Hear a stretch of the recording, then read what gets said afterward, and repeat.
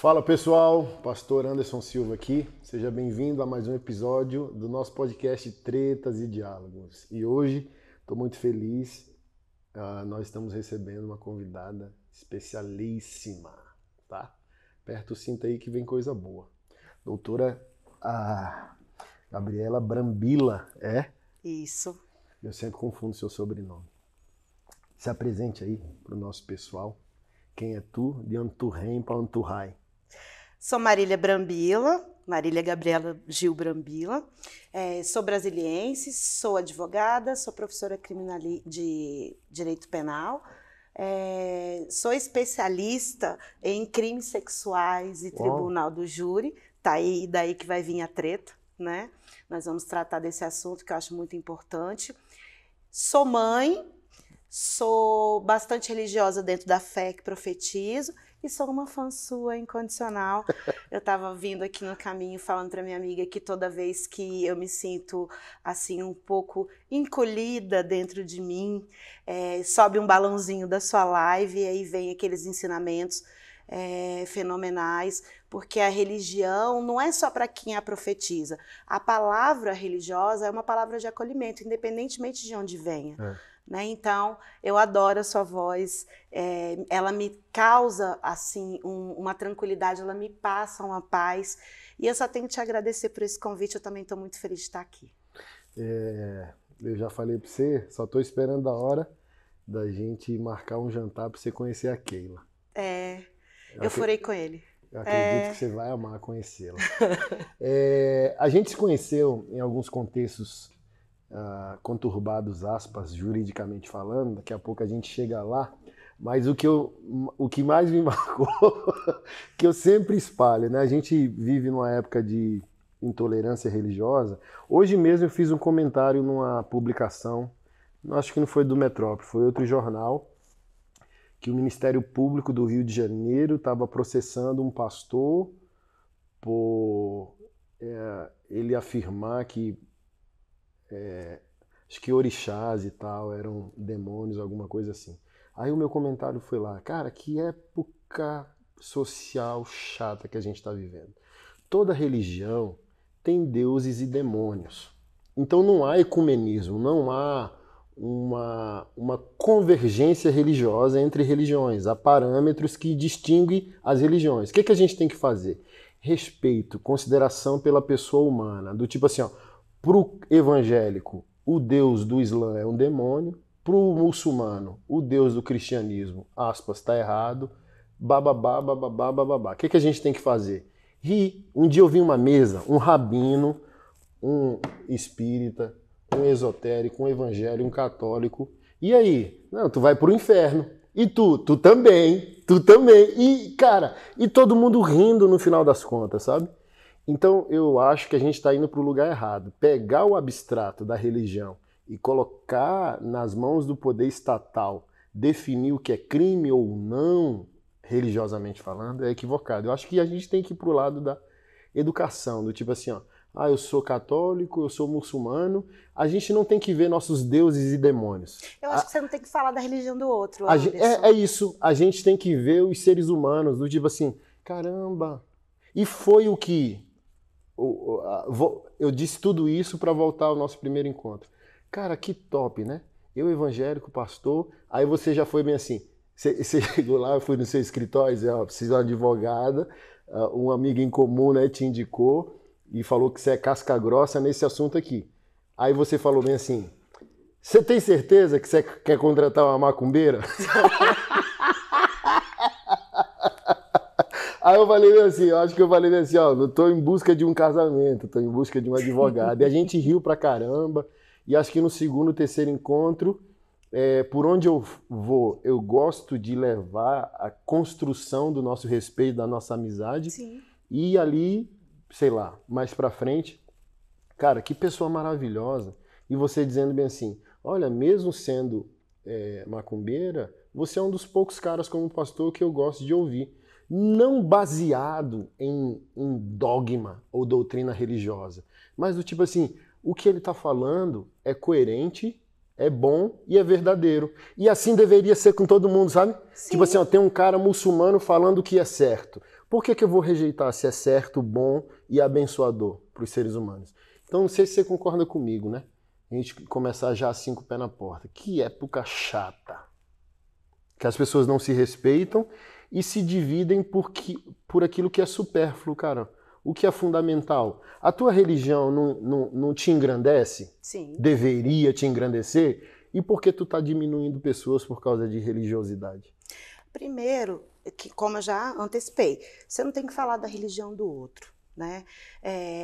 Eu já profetizei a fé católica, já fui cristã, hoje em dia eu sou da Umbanda, e a Umbanda surgiu na minha vida por fenômenos dentro da própria família, da minha própria família, para eu entender a estrutura familiar. Apesar de ter uma família católica, vários eventos me levaram para conhecer a doutrina espírita, e acabei me encontrando na leveza da Umbanda. Então, quando eu falo que eu adoro escutar você, é o cerne de toda a religião. Você falou que todo mundo vai para o inferno. Eu tenho uma outra percepção. Eu já participei do Encontro Nacional de Mulheres de Terreiro para falar de violência doméstica dentro dos terreiros. Eu penso o seguinte, numa mesa cheia de líderes religiosos, a gente tem que dizer, todo mundo vai para o céu, só vai com transporte diferente. Eu vou de avião, você vai de ônibus, eu vou de navio, ou seja, porque o sentimento, o fazer o bem, o estar para o outro, o acolher a dor do outro, o respeitar o ser humano, isso é comum em todas as religiões, sabe, Anderson? E eu vejo isso muito em você. Eu já li a Bíblia, eu adoro as histórias do Antigo Testamento, eu sou apaixonada pela história de Esther, eu acho que eu já comentei com você. Para mim, se eu tivesse uma filha, ia se chamar Esther, porque eu acho incrível a forma com que a tradição foi passada e a força daquela mulher dentro daquele momento que foi necessário. Sim. E várias outras condições. Outro dia eu estava vendo, e acompanho muito você nos projetos, que você fala da maçonaria. A mulher submissa, não é, você mesmo deixa claro que não é submissão, é respeito, é a escolha que cada um tem dentro do elo do casamento. Dentro da sua religião, dentro do casamento, dentro do que você apregoa, dentro da sua perspectiva, o homem é o provedor, é aquele responsável. Isso não quer dizer que a mulher não possa estar onde ela quer estar, muito pelo contrário, você e a Keila pregam isso, a Keila está sempre do meu lado, ela vai para onde ela quiser, com quem ela quiser, né? Então a gente combinou esse tipo de relação saudável e dentro da sua espiritualidade, dentro da sua religião, dentro da perspectiva da sua formação de família.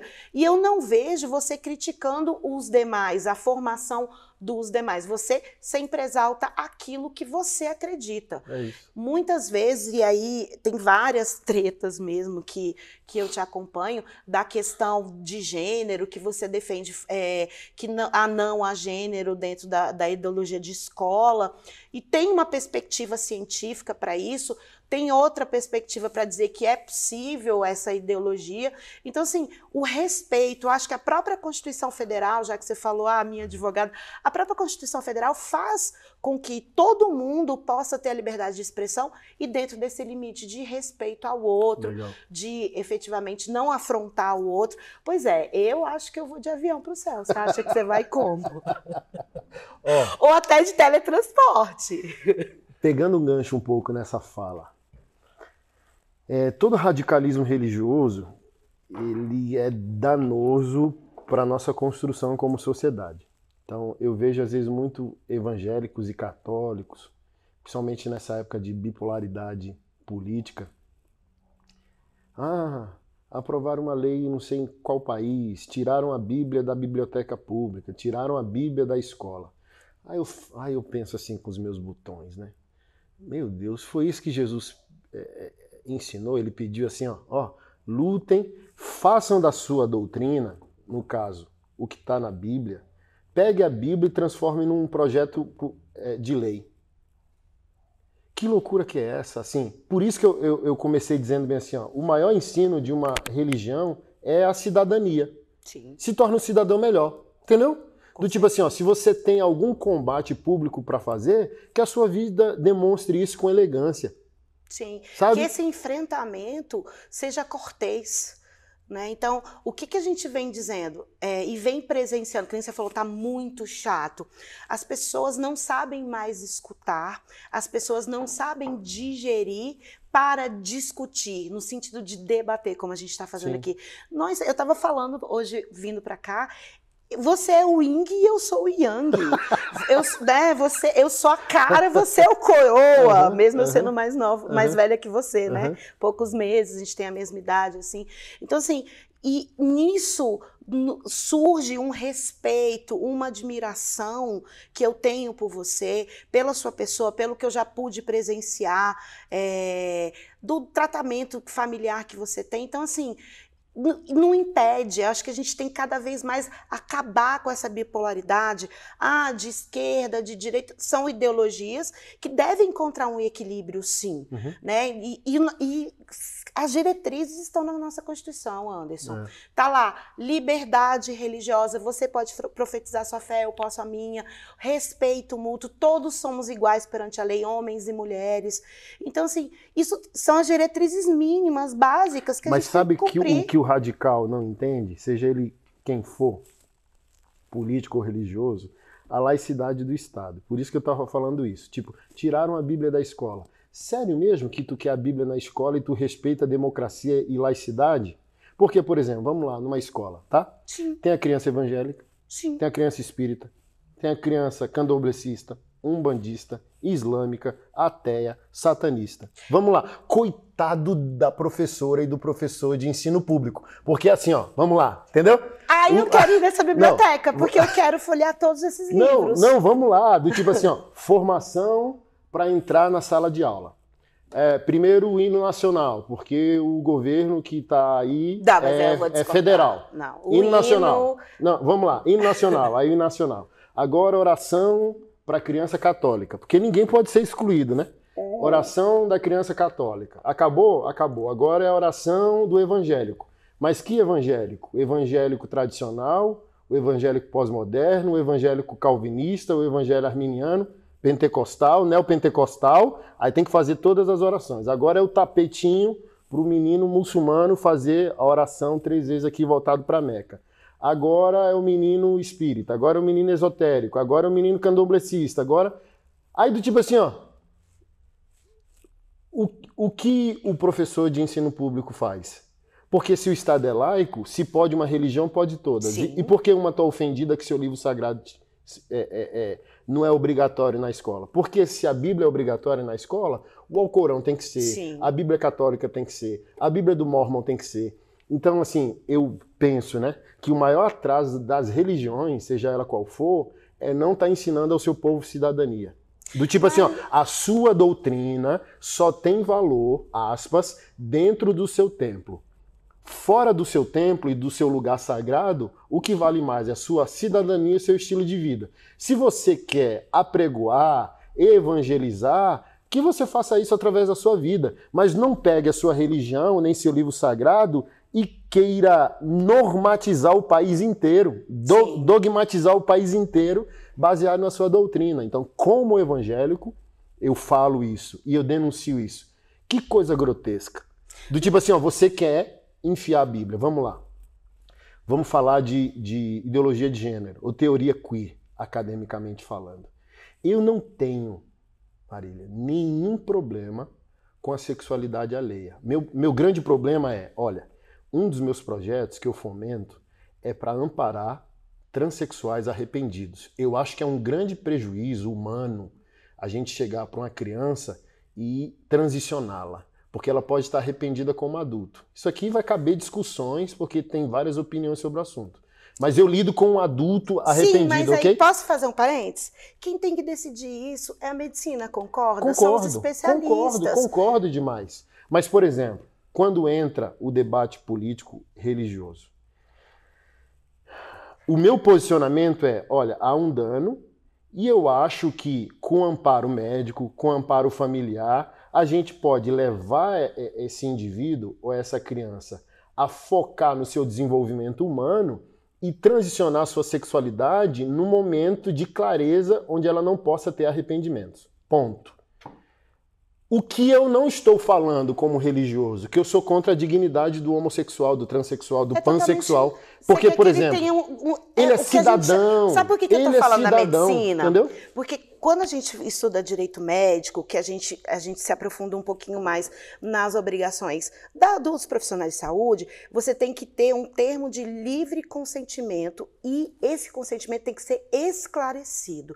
Então, qualquer submissão a qualquer tratamento, seja psicológico, seja da área de saúde, você tem que saber qual é o tipo de procedimento que vai ser feito, qual é o tipo de acompanhamento a posteriori, ou seja, você tem que ser esclarecido. Para quando você assinar aquele termo, está valendo. Não é simplesmente um papel que você assina ali na porta do hospital ou na porta de qualquer clínica. Então, o profissional, o médico, o psicólogo, quem quer que seja, ele tem que dizer ao paciente, ele vai ter que dizer àquela pessoa que ele precisa estar consciente, ele tem que estar livre e esclarecido. Então, por isso que eu já te interrompi e falei assim, mas isso é muito simples de resolver, quem tem que definir isso é o profissional médico. Por quê? Porque a gente acaba atropelando. Eu sou a favor de que toda vez que vá se discutir essa questão eu nem chamo de transgênero, que a pessoa vá se auto-identificar, que ela possa fazer um acompanhamento psicológico, se for necessário que ela utilize medicamentos, hormônios, que ela tenha a possibilidade de compreender quais são as reações, não simplesmente, também sou a favor disso, a pessoa tem que estar, vamos dizer assim, livre e esclarecida. E claro, que se a pessoa quer retornar, eu conheço o seu projeto, eu vi que você postou um vídeo nesse sentido, né, que a pessoa quis retornar para o sexo biológico, já não se identifica, se arrependeu dessa... Por isso que eu não falo nem em transgênero, eu falo autoidentificação. Né? Então, se a pessoa se identifica, é igual cota racial, e aí já é outra treta para a gente discutir.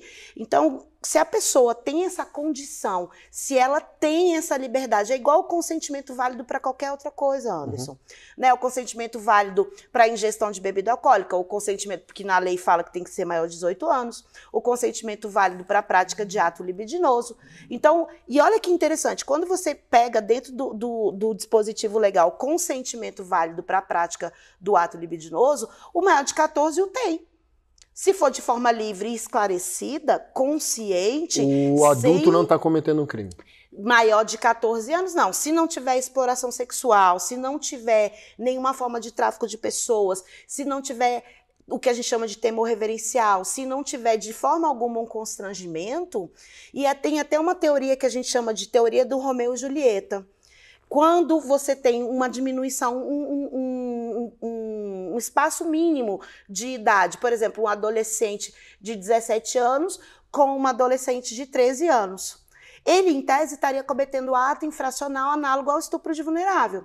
Só que nós temos a possibilidade técnica, jurídica, de entender, não, peraí, dentro dessa perspectiva de consentimento, de autoidentificação, de saber o que é a prática do ato libidinoso, eu consigo eximir ele da prática desse em tese, de estupro de vulnerável análogo, né, ato infracional.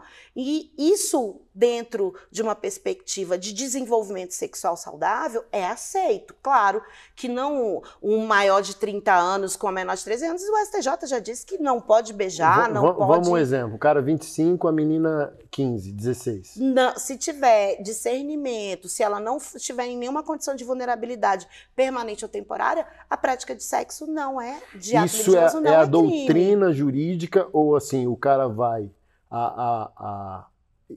sei lá, grosso modo, né, falando como leigo, já vai em cana e depois que o advogado vai apresentar essa defesa? Não é crime, Anderson. Okay. Não é, queria mais um pouquinho de água. Não é crime. O que acontece? Nós temos porque às vezes a gente vê na mídia que a gente assim, ia falar de crimes sexuais. Porque às vezes a gente vê na mídia pais ofendidos por esse tipo de relação denunciando o adulto dessa relação. Sim, entendeu? Mas aí você tem que perceber que essas denúncias devem nutrir alguma condição que transformou aquele jovem em vulnerável. Então, ou que esse consentimento não estivesse válido. Por exemplo, entre professor e aluna. ou entre aluno e professora, que a gente conhece também situações aqui no Brasil que aconteceram de uma professora maior de idade, né, aliciar, assediar e assédio em termo genérico, e praticar ato libidinoso com esse menor de idade. Então, sendo maior de 14 anos, nós temos ali uma barreira. Para o menor de 14 anos, é estupro de vulnerável, acabou, não tem nem possibilidade de consentimento válido. Né? Esse consentimento tem um posicionamento do STJ, uma súmula, que é um procedimento consolidado, já pacificado no Tribunal Superior, no Superior Tribunal de Justiça, que diz: menor de 14 anos não pode beijar, não pode passar mão lascivo, não pode sentar no colo lascivo, ou seja, qualquer ato libidinoso, qualquer um. O que é um ato libidinoso, até para o seu público? O ato libidinoso não é um beijo no rosto. Não é pura e simplesmente. Mas esse beijo no rosto pode se transformar em algo lascivo. O que é o ato libidinoso? Aquilo que é dotado de lascívia, ou seja, de concupiscência, de vontade de satisfazer o prazer sexual. Então, eu posso muito bem saber que aquele ato libidinoso é dotado, e aí, por ser libidinoso, ele pressupõe a lascividade.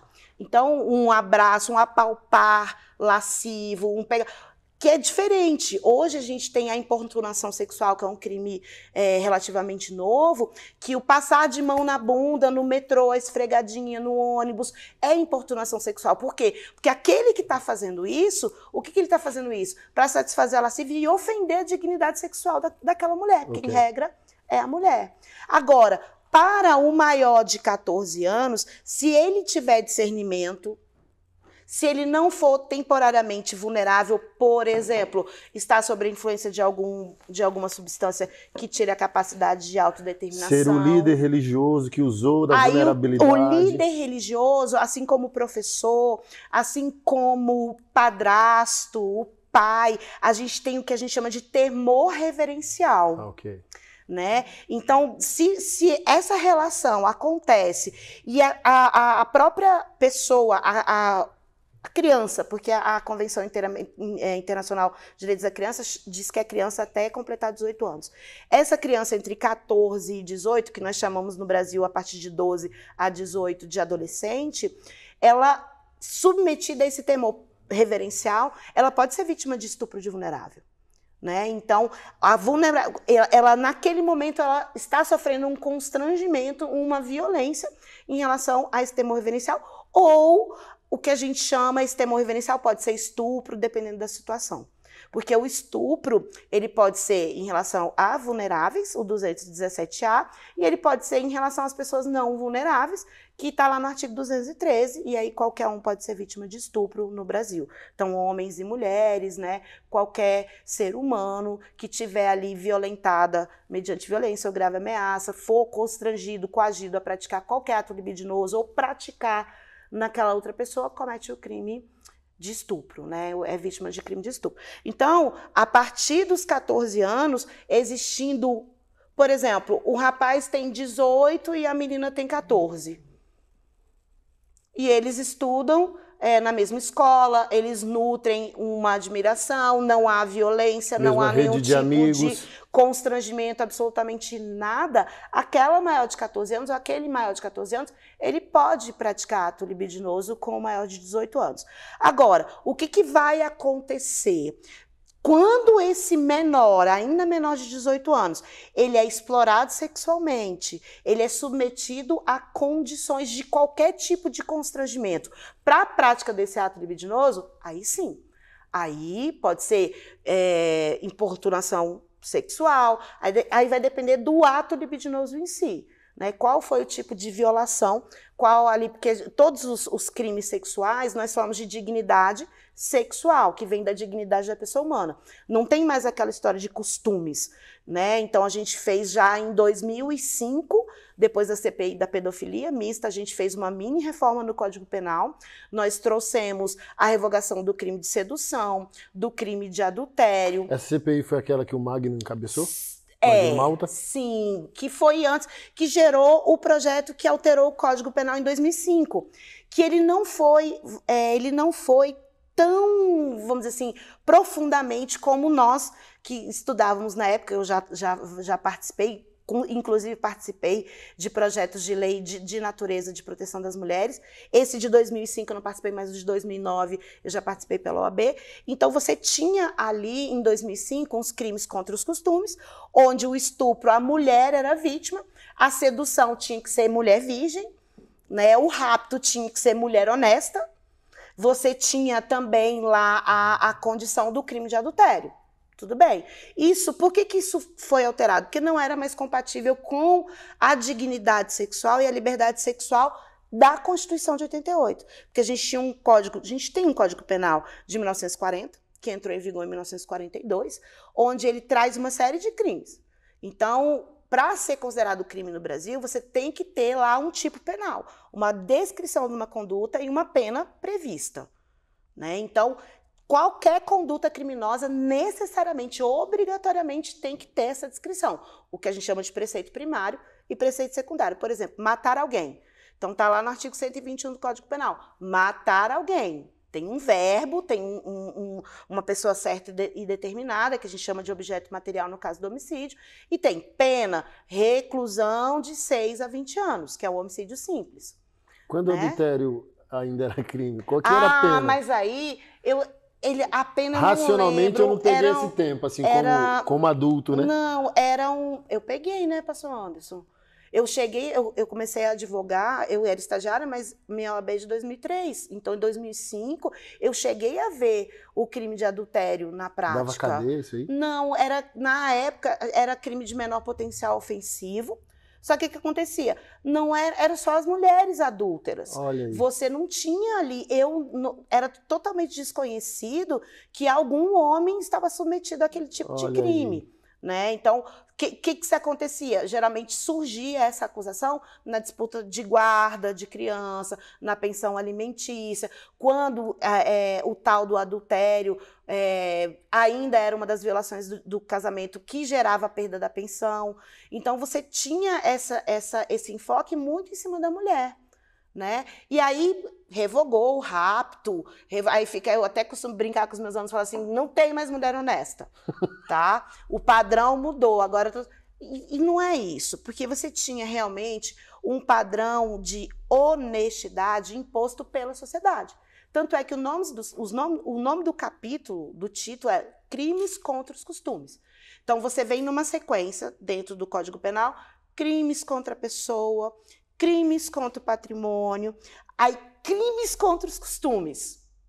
Opa, que costume? Então, a perspectiva da nossa liberdade sexual, como era feita? O que a sociedade espera que a gente use e faça da nossa sexualidade. Isso em 1940. Em 1988, vem o legislador constituinte originário e diz o seguinte, opa, o meu corpo, a minha liberdade sexual me pertence, ela deve ser protegida. Eu vou utilizar dentro do rigor da lei, dentro dos limites legais, a minha sexualidade do jeito que eu assim achar e for conveniente para mim. E aí tinha lá essa interrupção. Não, peraí, mulher honesta, só pode ser raptar mulher honesta, mulher virgem. Não, a sedução que era mulher virgem. Raptar mulher honesta. Oi? Então, não é que a mulher deixou de ser honesta, ou a virgindade, independentemente do... Isso, para mim, é uma opção totalmente individual. Não tem... Para mim, inclusive, não tem nada a ver com religião.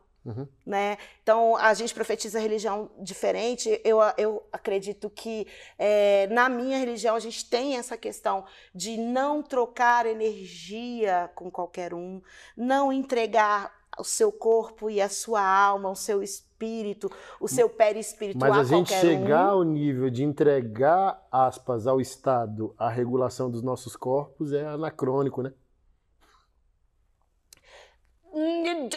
Tá vendo essa treta aí? Eu não vou te dar rasteira, porque você levantou para eu chutar essa bola. Eu não vou falar de aborto com você. Não vou. Nem então eu quer contigo. dizer, pois é. Olha como a gente, às vezes, a gente é um pouco contraditório. Não tô falando, você foi agora. Imagine, você fala assim, como assim o Estado regula os nossos corpos? É o que ele faz criminalizando o aborto. ele regula o corpo da mulher. Ah, mas aí a concepção... Você percebe que a diferença é que o olhar do aborto, a gente tem que ter essa perspectiva, em relação ao produto da concepção, o ser humano que está ali com vida, e a mulher que está gerando. Então, olha lá, o Estado está regulando o corpo dessa mulher também. E aí, tá vendo? Então, a gente não pode... Mas assim... Não pode muito entrar... Não, a gente pode entrar. Eu gostei dessa bola dividida. Ó, tem um livrinho ali, Feminismo, ó lá, adoro aquele livro. Tem vários livros interessantes sobre feminismo. Porque, olha só, eu discuto muito isso, né? Uma coisa é em situações atípicas. Eu acho que eu fui pregar em Recife. Sabia que a gente ia chegar no aborto. Eu fui pregar Mas em Recife. deixa eu terminar rapidinho. Só para você pensar, tá? Esfriar, vi que saiu fumacinha. Não, o que acontece? Aí, finalizando essa questão da reforma dos crimes sexuais, hoje não, Anderson. Hoje a gente tem uma proteção da dignidade sexual do indivíduo. Então, lá, crimes contra a dignidade sexual. Mudou o olhar. Então, eu vou proteger aquele indivíduo independentemente de, entre aspas, ser mulher da vida. Né? Então, antes falava assim, a gente tem o estupro marital, que é crime, que antes era débito conjugal. Então, imagina que loucura. O homem poderia praticar atos libidinosos forçados, inclusive com violência contra sua esposa, porque era um direito dele matrimonial. Então, você imagina, a gente tinha essa questão do débito conjugal antes da Constituição de 88. É totalmente inviável. Hoje em dia, lá quando você assina o termo de contrato de casamento, você não abre mão da sua dignidade sexual, você não abre mão da sua intimidade do celular. Aquela pode entrar no justiça e falar assim, eu sou casada com ele, eu quero a senha do celular dele, eu quero ter acesso ao e-mail dele. Não, isso a gente já pensava lá na violação de correspondência, porque quando eram cartas, o marido não deveria abrir e não poderia abrir a carta da mulher e vice-versa.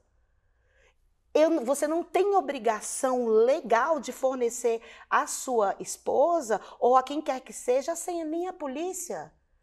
Você tem o direito integral à sua intimidade, você exerce, vamos dizer assim, essa disponibilidade da sua intimidade, e aí eu faço uma analogia à casa.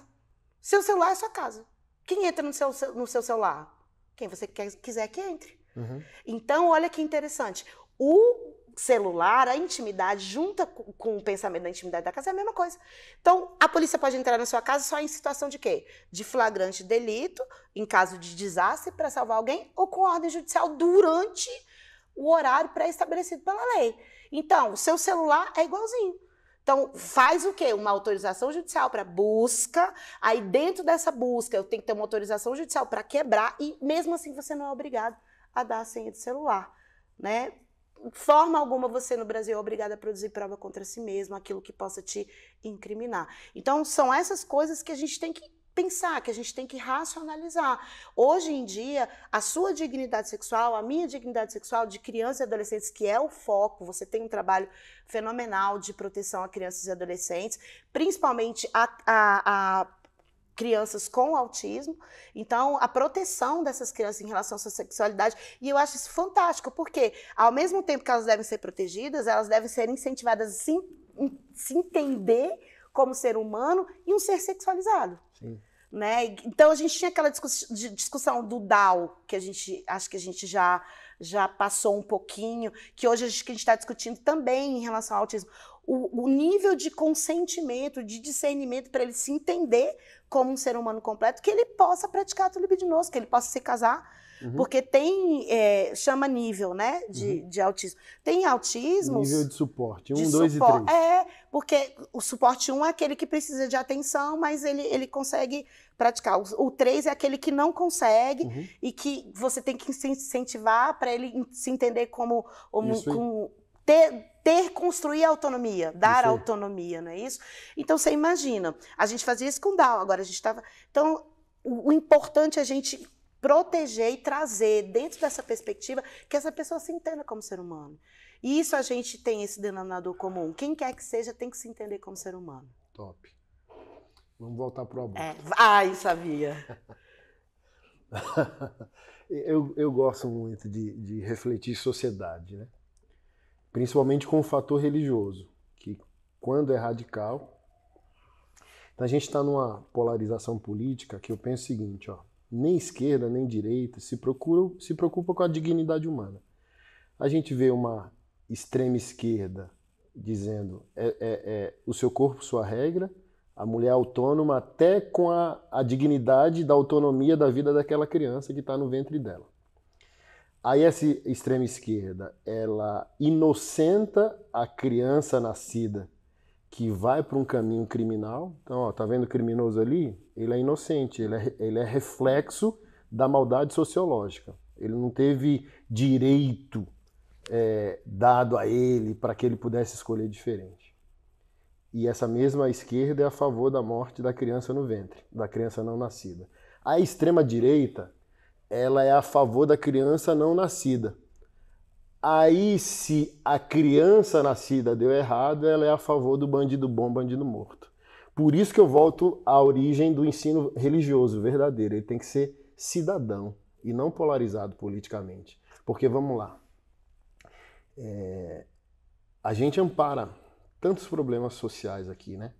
No nosso prédio social. Um deles é uma moça que foi vítima de abuso e decidiu ter a criança. Botou para adoção, foi adotada a criança, é amada, tal. A gente paga o aluguel, a gente manda uma pensão para a mãe, para uma criança de 6 anos que ela já tem. A gente prometeu para ela que a gente vai pagar a faculdade que ela escolher fazer. A gente paga o aluguel, tal, não sei o quê. Mas o sofrimento que essa moça tem, sabe? Psicológico. Então a gente... Tentando amenizar para que ela também não tivesse que interromper. Do tipo assim, ó, o que é que eu estou dizendo? Não é a mente humana, a vida humana, a existência humana não é algo, cara, simples, que a gente pode pegar e doutrinar através de um projeto de lei. Vou proibir isso através de um projeto de lei. Vou autorizar isso através de um projeto de lei. Não, a gente está falando de seres humanos, cara. Então vamos lá. Fui pregar no Recife. Aí o pastor que me levou, pessoal do Recife, feliz, assim, ó, evitamos um aborto de uma criança de 12 anos. Ai. Aí assim, ó, eu já tava ali jantando, dizendo... Eu vi suas publicações sobre isso. O que vem por aí? Aí falou bem assim, ó, conseguimos, lutamos, protestamos e não vai haver aborto. Aí a criança tinha 11 anos. E aí? Não, foi estuprada pelo próprio pai. Aí eu assim, sério mesmo, do tipo assim, ó, uma criança vai ter uma criança. Sim, criança não é mãe. Estuprada pelo próprio pai. Sim. E vocês como igreja feliz porque não haverá aborto. Aí a pergunta, vocês lutaram para prender o abusador? Não. Vocês vão amparar essa criança que vai ter uma criança? Psicologicamente, medicamente, não. Essa, assim, ó, desculpa, tá? Agora, esquece que eu sou... Vai pagar o parto? Esquece que eu sou pastor. Vai pagar o tratamento dela? Que merda é essa, velho? Entendeu? Do tipo assim, ó, o que eu falei na situação e o que eu sempre replico? Se essa criança que está no ventre de uma criança for abortado, Deus chora. Se essa criança, filha de uma criança, nascer, Deus também vai chorar, porque é uma desgraça em qualquer possibilidade.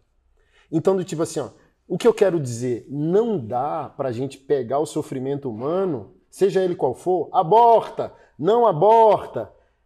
Quem quer abortar e quem não quer abortar vai se preocupar com o ser humano. Tá na moda, né? É doce a gente falar da dignidade humana. Você vai, mano, chorar com os que choram? Tipo assim, ó, a sua ideologia política, a sua religiosidade, na segunda-feira, vai fazer você sentar no sofá dessa pessoa? Não, eu vou te dar agora um exemplo real. Se realmente, que eu acho que não vai acontecer dentro da perspectiva constitucional, dentro de até uma possibilidade de declaração de inconstitucionalidade, que sobrevém aquele projeto de proibir os abortos legais, que são o aborto para salvar a vida da gestante, o aborto em decorrência de violência sexual, a gente tem a antecipação terapêutica do parto, também, do feto anencefálico.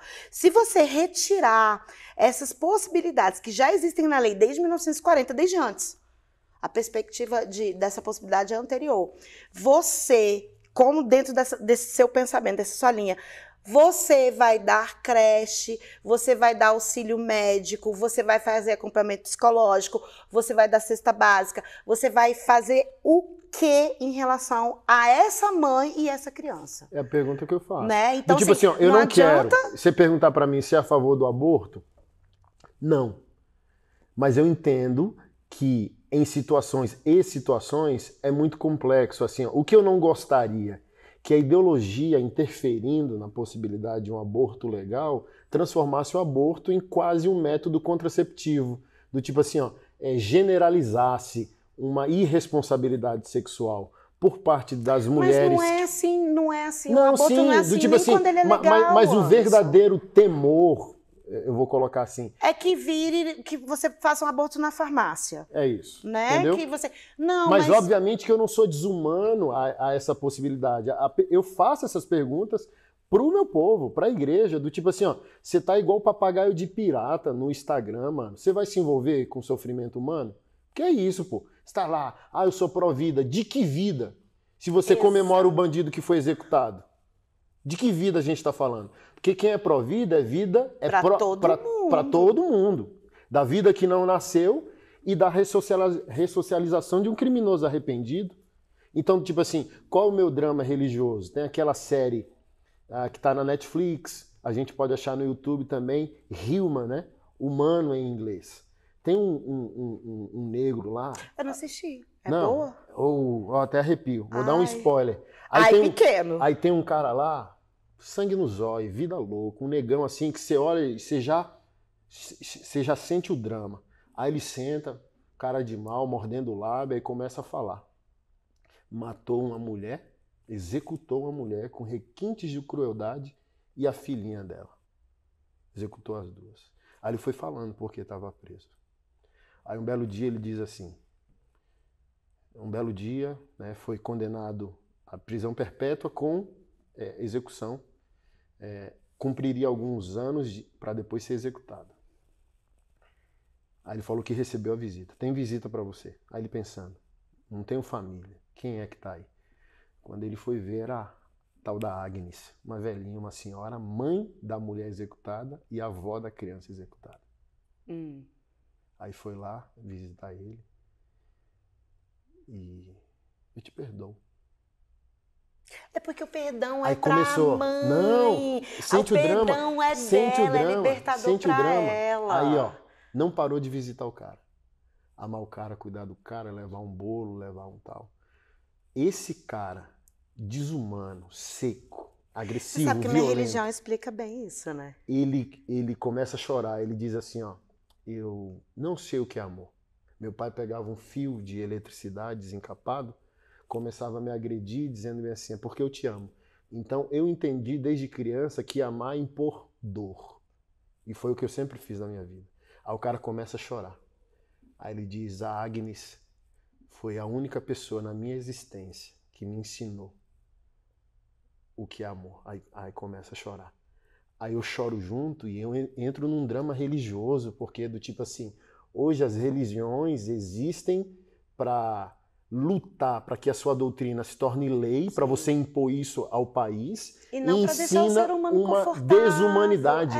Ensina uma desumanidade. A religião tem que deixar todo mundo confortável, entende? Até quem não tem religião tem que, né, agnóstico ou ateu, que não acredita em nada, ou que acredita na plantinha verde, a pessoa tem que estar confortável com aquilo, Anderson. A pessoa tem que se sentir livre, liberta. Por isso que eu te falei, muitas vezes a gente fala no perdão, e o perdão é para nós, é para nossa libertação.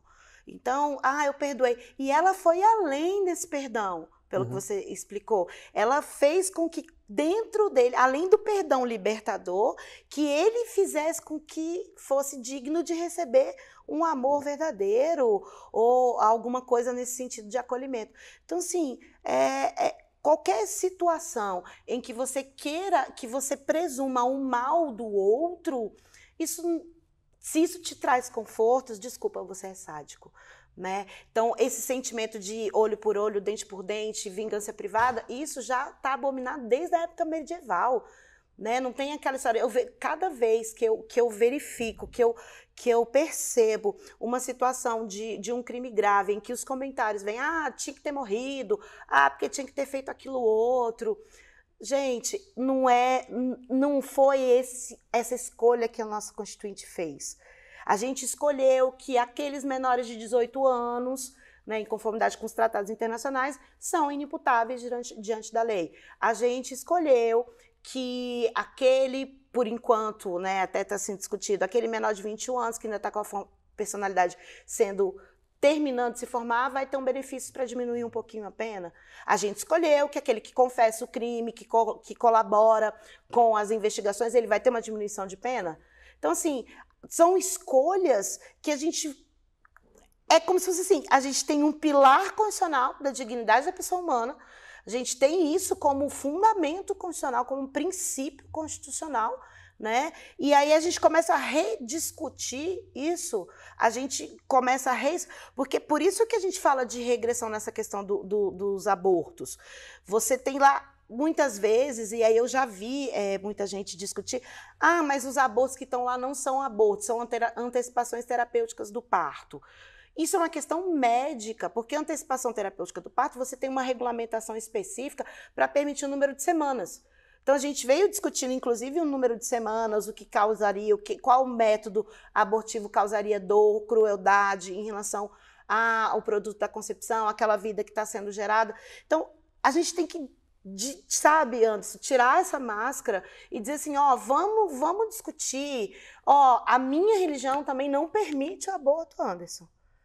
A minha religião diz que se efetivamente a mulher interromper esse produto da concepção, se ela praticar o aborto, ela vai ter que arcar com toda a carga religiosa da espiritualidade. Ela, em tese, provavelmente ela possa não poder se redimir nessa vida, ela vai ter que vir várias outras reencarnações com aquele espírito para acertar aquela situação. Então, assim, no aspecto religioso, muitas vezes as religiões elas se coadunam, mas até que ponto a fé que eu profetizo, a religião que eu tenho, vai impedir que eu possa usufruir da minha liberdade, da minha possibilidade de abortar ou não?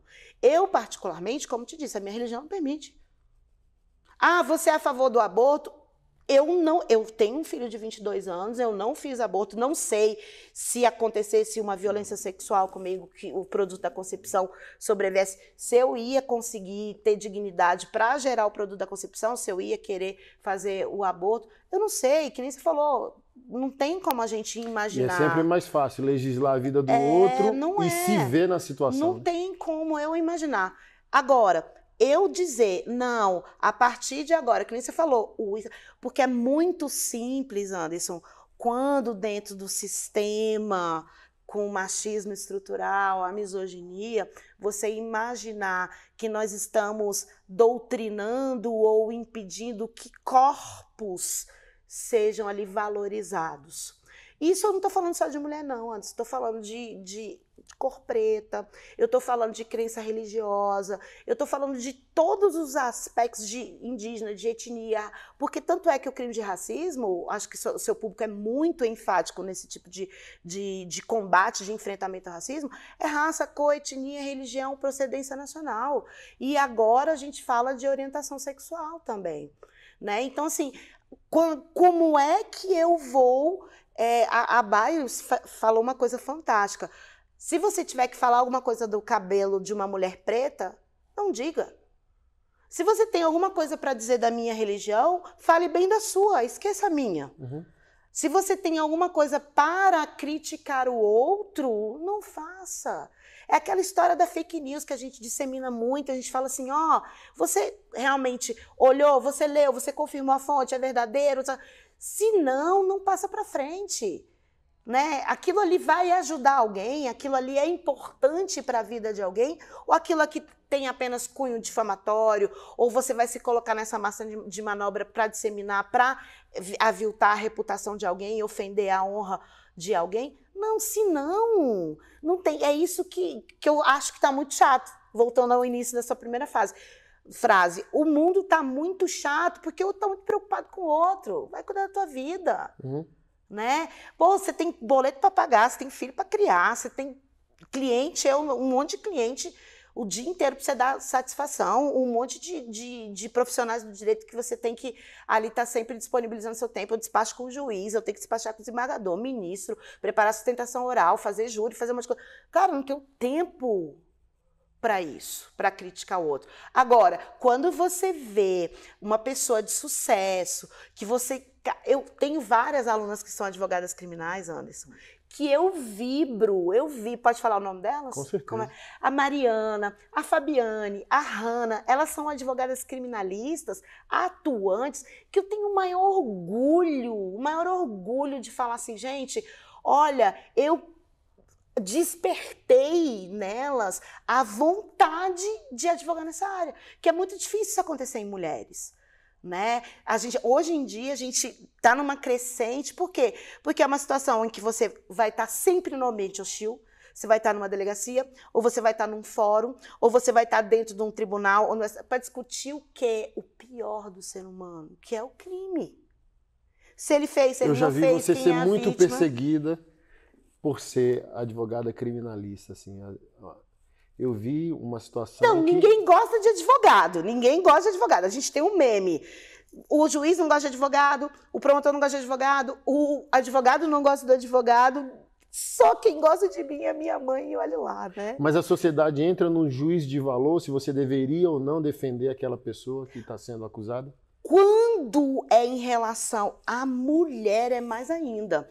Nós tivemos a presidente da OAB de São Paulo, que também é minha amiga, que é uma advogada sensacional, assumindo um caso famoso em que o cara é acusado de crime sexual, onde ela tem o direito de escolher assumir a defesa dele ou não. Ela é advogada, ela é criminal, ela dá aula de crimes sexuais e foi colocada à prova a dignidade profissional dela por ela ter assumido aquele caso, porque ela não poderia ter assumido aquele caso?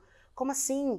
Eu, dentro das regras éticas, dentro da legalidade, eu vou assumir o caso que eu achar conveniente, aquele caso que me deixar confortável em fazer a melhor defesa. Todo ser humano tem que ser defendido. A Constituição fala, é garantido a todos, ampla defesa, contraditório, o devido processo legal. Não tem essa história de queimar bruxa em praça pública, isso é era medieval, não existe mais isso. Não tem mais vingança privada, não tem justiça com as próprias mãos. E sim, Anderson, as pessoas confundem. Eu, Anderson, graças a Deus, nunca fui processado por um crime, já tive algumas intercorrências, por exemplo, quando eu exerci um cargo na OAB, uma autoridade me acusou, entre aspas, porque não teve processo, não teve nada, desacato, um outro de desobediência, dentro do exercício da função não aconteceu, porque é normal. Né? Você, advogado criminalista, muitas vezes você se coloca numa situação que até o seu tom de voz pode ser interpretado como desacato. Né? Então, assim, agora, de eu coadunar com crime, de eu não me sensibilizar com a questão da vítima, eu sempre me sensibilizo, Anderson. Só que o que acontece? A pessoa precisa ser defendida. Não tem jeito. Eu vou chegar, por exemplo, raríssimas vezes, eu defendo feminicida. Não é por quê? Porque sou defensora dos direitos das mulheres, isso me causa um desconforto. Agora, eu tenho 2 processos em que eu defendo esses rapazes que são acusados de feminicídio, que eu tenho plena consciência que não foram feminicídios. Mas é uma escolha minha, entende, de não atuar. Não é você, sociedade, que vai dizer, não, você é defensora dos direitos das mulheres, você não pode defender feminicida. Não, você é defensora dos direitos das mulheres, você não pode defender estuprador. Não é isso. Eu sou preparada tecnicamente, assim como essas alunas que agora são advogadas brilhantes. Nós temos preparo técnico, emocional, nós temos preparo social, porque não é fácil, Anderson. Não é fácil você acordar todos os dias e falar assim, né, ela é advogada criminalista. Ela advoga para bandido. Foi. E aí você só vai mudar de ideia quando o bandido for seu filho, for um parente seu. Aí você vai querer o devido processo legal. Aí você vai dizer, não, a justiça, nossa... E aí você coaduna com outras injustiças. Dúvida de leigo. Dúvida social. Um advogado criminalista equilibrado, sóbrio, um caráter respeitável, ele faz a análise da verdade ou da mentira do cliente, não é isso que está em jogo, eu decido de maneira seca se eu pego ou não o caso. Igual você falou, sou defensora das mulheres. Então, antes de pegar um suposto caso de um feminicida, você avalia se há inocência ou não é isso que está em análise? Mas aí é o profissional habilitado que deve estabelecer. Por exemplo, se você chegar para mim e falar assim, ó, eu pratiquei um crime de estupro, aconteceu nesse contexto, eu não faço pré-julgamento, eu, Marília. Então, peraí, me conte a verdade, porque você tem que dizer a verdade. Gente, é naquela câmera lá, né? Você precisa dizer a verdade para o seu advogado. Por quê? Para eu não ser surpreendida com a acusação, com nenhuma prova. Então, quando a gente entra num procedimento, você tem que confiar no seu advogado. Você tem que dizer assim, ó, eu fiz isso e isso e isso. Ah, qual vai ser a estratégia de defesa que a gente vai adotar? Dentro da escolha do caso, Anderson, muitas vezes, no começo, por exemplo, eu tinha muitos crimes de furto, de roubo, porque vai mudando. Você começa no início da advocacia criminal, você pega vários casos, você quer fazer tudo, para testar o que você gosta, né? E eu, tráfico e tal, e eu não gosto e nunca gostei de crime contra o patrimônio. Né? Assim, pegar uma arma e assaltar, sabe? Eu não gosto. Mas isso nunca me impediu de fazer uma boa defesa. Se você chegar e falar assim, ó, eu fiz tal coisa, vamos ver qual é a estratégia. Quem tem que provar o Ministério Público não é você que tem que provar que é inocente, é a acusação que tem que provar que você é culpado. Então, vamos dentro daquela perspectiva, dentro do devido processo legal, de forma ética, o que a gente chama de processo com fair play, né? O próprio Alexandre Moraes da Rosa, que é desembargador lá no TJ de Santa Catarina, tem a teoria dos jogos no processo penal, ele diz o seguinte, ó, você pode escolher qualquer caso. Se você agir com dignidade, com fair play, se você não enganar, se você não produzir prova ilícita, se você não quiser violar a lei, você é um advogado, como você disse, tranquilo, honesto. Por quê? Porque você está seguindo o parâmetro, o rigor da lei. A minha escolha sempre foi uma escolha técnica. Sempre foi uma escolha técnica. Porque dentro dessa perspectiva de crimes sexuais, é até interessante, porque muitos clientes, eles não se sentem à vontade de me contar o que aconteceu. É um homem contando para uma mulher que praticou tal coisa, que fez tal coisa, por que fez, como fez, ou até mesmo com uma criança e etc. E ao longo dessa minha jornada, eu fui começando a compreender que essa confiança entre o cliente e o advogado, ela é construída. Ah, você quer conversar com outro profissional? Você tem certeza? Eu falo, Anderson, eu falo. Eu viro para o cliente e falo assim, ó, eu sou mulher. Você quer contratar para sua acusação de estupro uma mulher? Ótimo. A sua estratégia de defesa é contratar um homem? Ótimo. São perspectivas diferentes dessa teoria dos jogos que eu estou te explicando. O que me move é fazer uma boa defesa. O que me causa desconforto hoje em dia é a gente não ter ainda mecanismos da gente condenar pessoas por estupro sem outra prova que não seja a palavra da vítima. Eu compreendo a necessidade de dar um elevadíssimo valor à palavra da vítima, mas ela me causa ainda... a gente precisa pensar em mecanismos para que não seja só a vítima acusando. Você, baseado nisso, acredita que existem inocentes presos? Ah, muitos. Eu sentei há 3 anos. Infelizmente. 3 anos não, há uns 4 anos, com a advogada na época da deputada Júlia Lucy, uma das advogadas dela. Uma feijoada em comemoração ao mandato dela lá no Nilson Nelson. E estava eu e minha esposa, a gente comeu a feijoada conversando, e ela emocionada. Falou bem assim, tô vendo seu projeto aí de enfrentamento aos crimes sexuais no ambiente religioso. Mas vamos olhar um pouco também para esse ângulo aqui. Aí que foi que eu comecei a acordar. Existe um outro ângulo do assunto. Não do ambiente religioso, mas dos crimes sexuais em si. Do peso da palavra da vítima. Ela falou, eu tô com um cliente preso, 5 anos. A filha já desmentiu em juízo a acusação contra o pai e testemunhou que foi forçada pela mãe numa disputa de guarda e pensão, e mesmo assim a justiça não foi irredutível. Sabe, Anderson? Aí eu falei bem assim, que complicado, um inocente Muito. sendo assim, Gente. vamos lá falar da realidade de presídio, sendo empalado sem dúvida constantemente. Não é, Anderson. Não? Isso é mito. Ok. O que acontece? A nossa Constituição, claro que a gente tem Mas obviamente que o abusador não fica com a comunidade carcerária. Não fica, fica no que a gente chama de seguro, numa ala específica. A própria Constituição manda dividir em espécies de crime, por idade. Então, necessariamente vai ser estuprado, ou vai. Muito pelo contrário, o Estado tem que garantir a integridade física e a integridade sexual dele. É responsabilidade do Estado. Responsabilidade do Estado que ele não seja violada a sua dignidade sexual. Agora, é claro que acontece, né? Se você joga uma pessoa onde todas as outras pessoas são contrárias e não há regulação, não há limite, isso vai acontecer até em praça pública, não precisa ser dentro do presídio. Né? É mais fácil acontecer em praça pública do que dentro do presídio, que os policiais penais, que agora são policiais, eles são obrigados a impedir esse tipo de violência. Uhum. Né? Então, assim, agora, por isso que eu te falo, isso me causa um desconforto. Tem vários estudos que falam de stand-up probatório da palavra da vítima, porque por enquanto, a gente não encontra mecanismos, Anderson, porque são crimes que a gente chama que acontecem na clandestinidade. Né, que ocorrem sem a quatro paredes, que não tem testemunha. Muitas vezes acontece dentro do carro, acontece quando a maioria, né, esmagadora, acontece dentro de casa. Eu já vi esses índices. Então, assim, você tem mais estupro dentro do seu seio familiar e dentro de pessoas conhecidas do que na rua.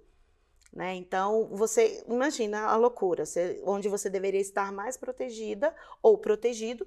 E aí, me lembra daquele caso, vamos comentar aquele caso do menino que quase foi estuprado na frente na verdade, ele foi estuprado, porque foi praticado um ato libidinoso contra ele ali na frente do condomínio, né? Um rapaz com outro rapaz. Isso é interessante. É porque não acontece. Quando você sai de casa, Anderson, quando você anda numa rua escura, seu pensamento é, ai meu Deus, vou ser assaltado. Você não anda dizendo, ai meu Deus, vou ser estuprado. Quando uma mulher anda na rua escura, ela torce para quem esteja atrás dela, seja outra mulher fazendo escolta. Eu vi na época do Facebook, hoje eu não tenho. É meme do Facebook. 1h da manhã, tem alguém lhe seguindo. Você prefere que seja um homem ou Satanás? As mulheres, Satanás. Não. Falei, eu prefiro que pesado, que seja outra mulher guardando as minhas costas. Que pesado. E que atrás dela tenha outra, e tenha outra. Sabe, a gente... Anderson, é tão engraçado que é tão instintivo da mulher em si, acho que até da nossa educação, que a primeira coisa que eu já fui assaltada uma única vez em Arraial da Ajuda, há bastante tempo atrás, mas a gente não pensa em proteger o nosso celular ou a nossa bolsa, a gente pensa em proteger a nossa dignidade sexual. É a primeira coisa, é capaz da gente jogar a bolsa no cara e sair correndo, inclusive, toma aí para dar tempo de eu fugir. Que é o instinto natural das mulheres.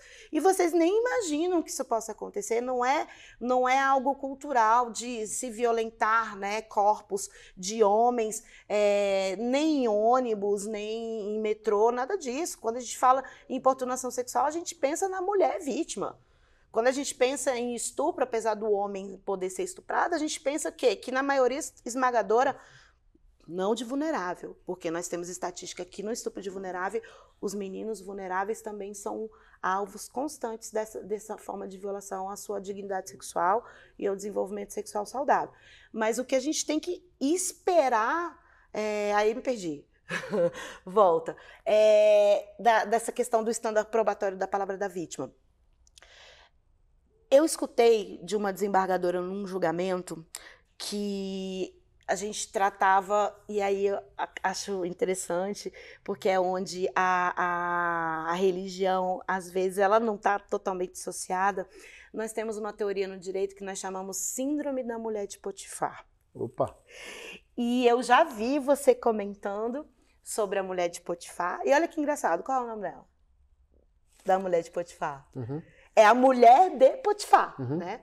Então, assim, que diz da mulher sorrateira, traiçoeira, que arma para José, para que José seja envolvido em toda uma trama, já que não quis possuir, praticar ato libidinoso com ela, que ele fosse preso, fosse desacreditado por Potifar e fosse parar no calabouço, ou seja, que ele era um homem, né, de frente, aquele responsável pelo reino, pela administração, ou seja, ele era como se fosse um mordomo, né, um gerente. E aí, o que acontece?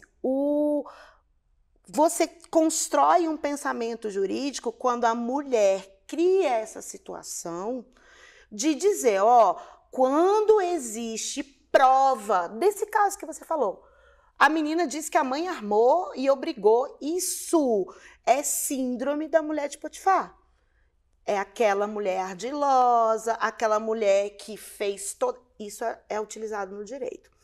E aí, voltando, essa desembargadora falou assim para mim, eu fiz a sustentação oral, infelizmente são casos sigilosos, né, em segredo de justiça, muitas vezes nem os advogados podem presenciar, a gente não pode postar na rede social, Então, fica um pouquinho assim, meio difícil de ensinar até os alunos a tratar desse tipo de situação. Mas eu fiz a sustentação oral, na petição tinha essa minha alegação desde o início, não consegui estabelecer a dessa suposta armação dessa mulher, que quando você alega alguma coisa no processo penal é a mesma coisa, quem alega tem que provar, se você age em legítima defesa, você tem que provar, se você alega que houve uma armação ou alguma artimanha, você tem que provar, cabe a você provar.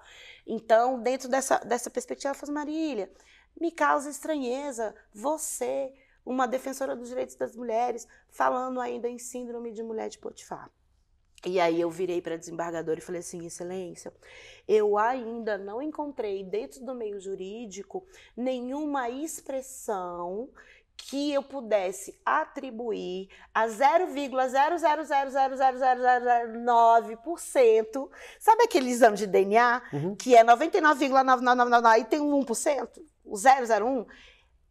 Dentro dessa perspectiva de 0,00001 que poderia acontecer essa trama, essa ardilosidade dessa mulher, eu ainda não encontrei outro tipo de expressão. Mas garanto à senhora que esse tipo de síndrome, dentro de uma perspectiva, é esse índice mínimo de mulheres. A maioria diz a verdade, Anderson. A maioria, quando bate a porta do Poder Judiciário, ela já foi vítima de inúmeras violências. É um pedido de socorro, assim como bate na porta da sua igreja, como bate na porta do meu templo. Então, essa mulher já passou por tantas formas de violência que ela não consegue sozinha. E esse 0,00001 justifica aí, infelizmente, um discurso dizendo que preciso do João da Penha, né? Eu preciso de uma lei. Os homens estão protegidos pelo Código de Processo Penal. Se eu perseguir o pastor Anderson, se eu stalkear o pastor Anderson, ele vai conseguir uma medida cautelar, mas não é na Maria da Penha, no Código de Processo Penal, dizendo, a Marília não pode se aproximar do pastor Anderson. Acabou. Então, existe esse tipo de proteção. A Maria da Penha é uma justiça especializada, é um olhar diferenciado de proteção da mulher, é uma integração dentro de um sistema específico de acolhimento, de empreendedorismo. Então, a gente precisa dizer, não é que o homem não é protegido, ele é. Claro que ele é. Se ele for vítima de qualquer crime, ele vai ser protegido. Só que o sistema de proteção dele é o geral. A gente não cria um sistema específico. A gente tem um sistema específico de proteção para o idoso, um sistema específico de proteção da mulher, da criança e do adolescente, do vulnerável. Baseado nisso, você acha, pelos índices, né, que o machismo produziu, você também acredita, não baseado na tese da síndrome da mulher de Potifar, mas por causa dos índices, tá? Por causa dos índices, eu tenho me exercitado para visualizar isso. Também existe a possibilidade de rebote da maldade feminina, ela não ser mensurada, igual eu já pesquisei muito, Comprei alguns, tem na minha biblioteca alguns Já leu livros Mulheres Assassinas? sobre Já leu das 3? criminologia feminina, criminologia feminista. Os box das Mulheres Assassinas do tipo, é legal. por causa dos índices que o machismo produz, há um condicionamento no nosso judiciário, no nosso subconsciente coletivo como sociedade. Nesses livros, eles mostraram que não há lastro jurídico e social, nem nas instituições policiais, nem nas instituições jurídicas, o lastro da possibilidade da maldade feminina. Por quê? Por causa dos índices do machismo engolindo todo o processo. Então, é como se a gente não tivesse, como sociedade, como instituições, o olhar treinado para o equilíbrio. Eu sei do índice esmagador do machismo contra a dignidade da mulher, a dignidade da criança, a dignidade da família. Eu sei. Não tem nem o que a gente discutir. Mas a gente também buscou um lugar de sobriedade emocional para fazer uma análise seca. Não, nessa situação o homem está inocente. Vou te dar um exemplo. Ano passado, alguém falou assim, você não apoia as mulheres tem mais café, vítimas de crime sexual? Sim, apoio. Esse pastor aqui de 25 anos está sendo acusado de estupro por tantas mulheres. Como esse também é parte da minha mesa de trabalho, e como um sacerdote espiritual, você busca também a clareza espiritual, eu já respondi de pronto aos meus seguidores no Instagram. Não, eu acredito que ele cometeu um pecado. Sabe qual é a minha análise sobre essa situação? Que ele transou com 2, 3, 5 fiéis de maneira consensual. Essas mulheres, como ele era solteiro, não foram abraçadas. Mas como é que você fez isso se você não leu o processo? Não, mas vamos lá. Ainda não tinha processo. Ele estava sendo acusado virtualmente. Entendi. É do tipo assim, aí elas agora, chateadas porque ele não assumiu o relacionamento, vão vir à tona e isso vai virar processo. Virou processo, uma advogada criminalista especializada nessa área sexual e defesa de homens pegou o caso dele. Semana passada, sentença inocente. Foi absolvido. Eu vi. Entendeu? Então, assim, eu volto à pergunta. Mas isso é temerário. Você crê... Esse julgamento de Instagram, calma. Não, porque virou um tribunal também. Não. Não, gente, isso é muito sério. Você acredita que há, não vou dizer um vício analítico, mas existe emocionalmente, por causa dos índices do machismo, uma maior entrega emocional ao depoimento da mulher, em detrimento de todas as outras coisas? Não é entrega emocional, Anderson. É uma necessidade. Eu preciso, entre aspas, presumir que essa mulher fala a verdade. Porque é isso que eu te falei. O olhar, o protocolo de gênero instituído pelo CNJ, o machismo, a misoginia, a forma com que nós ainda estamos colocados na sociedade, faz com que a minha palavra seja valorizada, porque ela nunca foi. Uhum. A ministra Carmen Lúcia, ela tem exemplos maravilhosos de dizer assim, nós nunca somos suficientes. Nós sempre fomos caladas. Tem julgamentos no próprio Supremo Tribunal Federal, onde ela teve que pedir a palavra, né? Onde ela estava falando e ela foi interrompida. Então, imagina, uma ministra da Suprema Corte, hoje em dia a única mulher na Suprema Corte, tendo que pedir licença para o outro ministro. E aí você vê, a gente já presenciou dezenas de discussões emblemáticas entre os ministros, né? Até, enfim, várias coisas. E ela sempre fala assim, não, mas a gente sempre é calada. Okay. Ela conta uma história maravilhosa. Eu sou fã de carteirinha da Ellen Grace, da ministra Carmen Lúcia, da Rosa Weber, assim, da ministra Daniela Teixeira do STJ, que é proveniente da advocacia. Rosa aposentou, né? A Rosa aposentou, o Dino entrou no lugar dela. Né?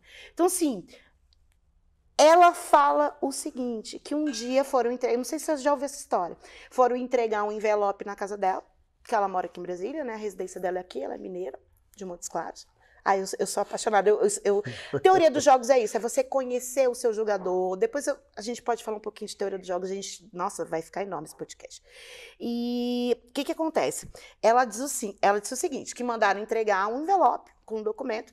E aí ela mora num bairro aqui em Brasília, onde moram as autoridades. Ela não mora na Península dos Ministros, mas ela mora em um bairro, acho que ela mora na Asa Sul. Né? Aí diz que o mensageiro do Supremo, ou não sei se era, não era um funcionário, devia ser alguém prestador de serviço que fosse entregar só aquela encomenda, diz que falou com o porteiro, eu vim entregar esse documento para uma autoridade, que me disseram que mora aqui. Aí disse que parece que ele subiu, né? Eu não sei se ela desceu. Aí, porque aqui em Brasília agora a gente tem essa condição também que pessoas não identificadas não sobem mais no apartamento. Eu acho isso muito certo, né? Em qualquer hipótese. O pessoal, os meninos, a galera que trabalha no iFood não tem obrigação nenhuma de subir. Enfim, sou super favorável, né? Cada um, as regras pré-estabelecidas. Mas, enfim. E aí parece que ela atendeu e falou assim, mas eu vou entregar para uma autoridade. Então, assim, o pensamento daquele prestador de serviço... Que uma mulher não é uma autoridade. Não, ele nunca imaginou que ele ia chegar lá e entregar um envelope para uma mulher.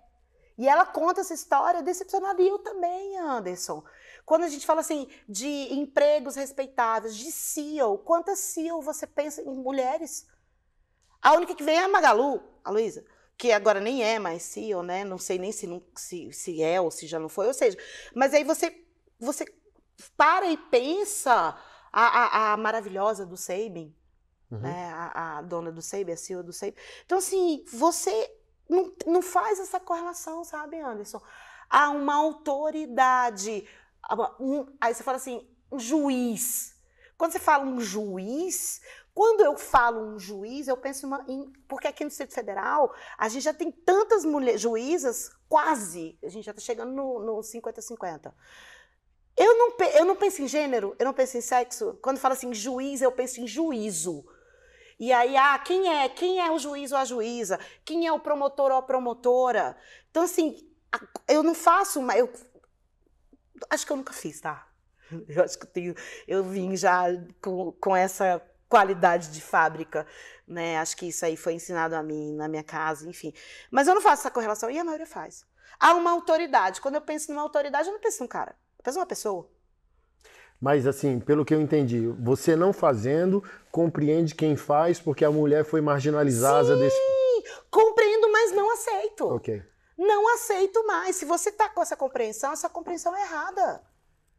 Entende? Se você não consegue verificar que uma autoridade pode ser um homem, uma mulher, ou uma autoidentificação de gênero que não é o seu sexo biológico, você está entendendo tudo errado. Por quê? Porque autoridade tem a ver com autoritário, ou seja, aquilo que vem talvez do Estado, né? A origem do Estado, aquele poder que emana do Estado que está investido em uma pessoa, que pode ser através de concurso público, pode ser dezenas de autoridades, pode ser por voto, pode ser um deputado, um senador, um presidente, ou seja, aquele que está investido ali naquele poder em tese naquele momento. Então, aí você não pensa? Você não pensa numa senadora? Você não pensa numa deputada? Você não pensa numa vereadora? Independente do gênero, ser digna do nosso respeito, né? Sim, e outra, submetida ao devido processo legal. Hoje a gente fala muito de violência política contra as mulheres, porque nós estamos à véspera de eleições municipais, aqui no Distrito Federal a gente não tem, né? Nós somos atípicos, mas nós estamos acompanhando no país essa questão da violência política. Nós tivemos, sim, uma denúncia recebida no Tribunal Regional Eleitoral do Rio de Janeiro, onde se verificou realmente a condenação por violência política contra uma mulher, onde você tem que manter uma fiscalização muito enfática em relação à distribuição das cotas eleitorais, né, do fundo eleitoral. Você tem que ter uma política de proteção dessas mulheres dentro do aparato da campanha, porque você tem marketing, você tem transporte, você tem um monte de profissionais e aquela mulher inserida dentro daquele contexto. Então, você tem que criar mecanismos para que aquela mulher possa exercer livremente sua palavra durante a campanha. Eu já tive um caso, Anderson, que a minha cliente, foi até minha amiga, né, é minha amiga até hoje, mas ela se candidatou a vereadora, e ela estava sofrendo violência doméstica e familiar contra o marido. Eita. E o marido era o vice-presidente do partido. Eita, lasqueira. E ela era candidata a vereadora. Eita, lasqueira.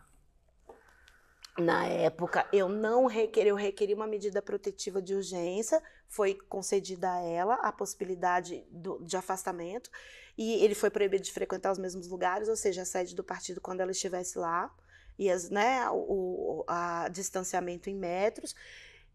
Mas eu queria hoje em dia, eu queria ter pedido essa medida protetiva na Justiça Eleitoral. Porque a gente sabe que a Justiça Militar já está preparada para esse tipo de proteção das mulheres. A Justiça Eleitoral já está preparada para esse tipo de proteção das mulheres. Ou seja, cada vez mais que a gente vai fazendo com que essa mulher possa exercer livremente o seu direito de estar, de falar, de liderar. A gente fala muito de mulheres ocuparem os espaços, que nem eu te falei da Sil, mas agora a gente quer mais, a gente precisa estar nos mesmos lugares de liderança. Eu sei que na sua religião, mulher não pode ser pastora. Uhum. Tudo bem. Então, se eu quiser ser uma líder religiosa, eu não vou profetizar a sua fé. Se eu quiser ser uma líder religiosa dentro da estrutura da sua igreja, eu vou encontrar o meu lugar, que seria ao lado do pastor. Então, é isso. Eu quero ter o direito de escolher aonde eu quero estar, inclusive em cargos de liderança. Se naquele lugar não me cabe, se dentro de uma estrutura pré-estabelecida, dentro de uma perspectiva, por exemplo, religiosa, que você tem a liberdade de profetizar e na sua religião não aceita a mulher pastora, eu vou querer ser pastora, se eu for evangélica, em outra religião, ou em outra vertente. Se eu vou querer ser uma líder espiritual, e naquele local onde eu me encontro eu não posso ser, e eu pretendo ser, eu vou encontrar o meu caminho. Né? Então, assim, esse tipo de caminho, Marília, aqui você não pode ser pastora, mas naquela outra igreja você pode. Aqui você não pode ser líder religiosa, mas naquela outra igreja você pode. Isso muda o seu caminho?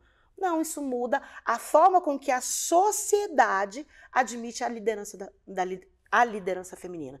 Nós estamos prestes, aí você frequenta muito os Estados Unidos, nós vamos vivenciar uma eleição onde novamente uma mulher, e dessa vez uma mulher estereotipada, né, vai concorrer e vai, mais uma vez, ter essa... Infelizmente, eu fico triste com esse tipo de polarização, né, porque a gente precisa compreender que política pública é política de Estado, não é política de governo. Né? Então, a proteção... Cara, e é um exemplo tão legal de política pro nosso é triste, né? Porque quando é de governo, algo que é bom é derrubado pelo outro. É, política de Estado. O enfrentamento à violência no trânsito, Anderson. É uma política de Estado. O Código de Trânsito de 97, maravilhoso. Brasília agora virou patrimônio intelectual, a gente parar na faixa de pedestre, né, que é o único lugar do Brasil. Aqui a gente para, gente. Você bota o pezinho assim, o carro bate, mas o pedestre não é atropelado. Né? Raramente isso acontece, porque a gente teve na escola, o Detran foi para a escola, fez teatrinho, fez um monte de coisa. Então, essa política de proteção das mulheres é uma política de Estado. Não é o presidente A, não é o presidente B, não é nada disso. E aí a gente tem que pensar que, por exemplo, o controle e o combate de corrupção também é política de Estado. Nasceu na era da esquerda. A lei de organização criminosa foi feita e foi sancionada e foi promulgada no governo de esquerda. Né? Então, assim, a política de enfrentamento à corrupção ela é uma política de Estado, ela não é uma política de governo. Então, é isso que a gente tem que chegar mesmo, mas a gente tem que acabar, né? Tem que acabar. Nosso tempo acabou. Mas... E a gente não brigou, não teve treta? Não, mas eu quero encerrar com uma treta. Para as nossas últimas considerações. Se o seu Instagram for aberto, no final você falar seu Instagram, o pessoal te seguir e tal. Eu quero... consolidar um assunto primário que a gente teve aqui e pegar a sua visão de fora, como a não evangélica. Concluir, que eu não concluí a questão do Estado, a transexualidade, a intervenção da religião. Certo. Você lembra do Paulo Gustavo, né? Sim. Na época eu postei a minha emoção com a morte dele, chorei horrores pela morte dele. Que pena que eu não conheci pessoalmente. Era um ser humano que eu amava, assim, sabe? Eu fui em shows dele com a minha esposa e tal. Eu falei, meu Deus, velho. Pra mim, o maior às vezes você fala, pô, sacanagem com o Chico Anísio, né?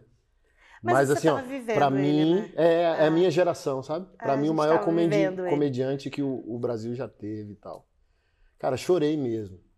Foi um ser humano significativo para mim, assim como foi Renato Russo. Eu falei isso, né? Tava com um pastor, fui pregar em Santa Catarina esse final de semana. E aí, qual o seu próximo projeto? Um livro sobre Renato Russo. Aí ele... Ai, que bom! Aí do tipo assim, ó, onde eu quero chegar? Eu tive uma reunião com 2 ministros do governo Lula. Aí eu virei comunista. Nos olhos dos religiosos eu virei comunista. E foi uma conversa muito boa e saudável, do tipo assim, ó, como o governo pode encontrar pacificação com a igreja atual que se bolsonarizou. Aí eu falei bem assim, tem alguns assuntos caros de ambas as partes. Se o governo tivesse interessado em equilibrar, eu acho que a religião evangélica também equilibraria algumas coisas. Aí o ministro perguntou, por exemplo, eu falei bem assim, o assunto da transexualidade no SUS. Por que eu citei o Paulo Gustavo? Porque um cristão maduro, que não é o caso da maioria, tá? Ela não é contra a dignidade do homossexual. É direito civil, não é sacramento, como disse o Paulo Fábio de Mello. Do tipo assim, ó, o casamento homoafetivo para a Igreja Católica ou Evangélica, assim como todas as religiões abraâmicas, cristianismo, islamismo, judaísmo, todos têm um código doutrinário porque todos vêm de Abraão. Então, seja o Pentateuco, o Antigo Testamento ou o Novo Testamento, essas 3 religiões abraâmicas pertencem ao livro. E o livro proíbe não por uma questão de homofobia, mas uma questão de doutrina. É a doutrina das religiões abraâmicas. Como você não pode ir no judaísmo, nem no imã lá do Islã, e nem no pastor biblicamente ortodoxo, dizer, você pode casar 2 pessoas do mesmo sexo? Não. Eu respeito vocês, amo a dignidade humana de vocês, mas a minha doutrina não permite. Então, essa pessoa cidadã e madura, cristã, ela não é contra, porque eu sempre dou esse exemplo quando eu estou pregando dentro da igreja evangélica. Olha, 2 homossexuais se amaram, se respeitaram e respeitaram a sociedade ao qual pertencem durante 40 anos. A família era crente radical e afirmava que era pecado e eles iam para o inferno. Nós, como sociedade, não temos no nosso ordenamento jurídico leis que resguardem o patrimônio dos 2. Hipoteticamente falando, tá? Sim. Aí um falece. Se nós não temos leis que resguardem eles 2, numa segurança jurídica, a própria família que condenava a relação deles tem acesso à herança deles. Aí eu perguntei, tu acha que é um negócio justo? Até, assim, ó, Jesus está aqui. Jesus está entre nós. Você acha que Jesus acharia um negócio justo, um negócio desse? Aí o pessoal... Tá de sacanagem, né? Eu não quero polemizar, não. Aí você vai virar e fazer, tu tá de sacanagem. Tu condenou, tu aviltou, tu menosprezou, agora tu quer o dinheiro deles? Pronto, é isso. É isso. Aí eu volto pro ponto. Então, assim, ó, um cristão maduro, cidadão irresponsável, ele vai dizer, olha, eu não sou a favor do sacramento da unidade familiar homoafetiva.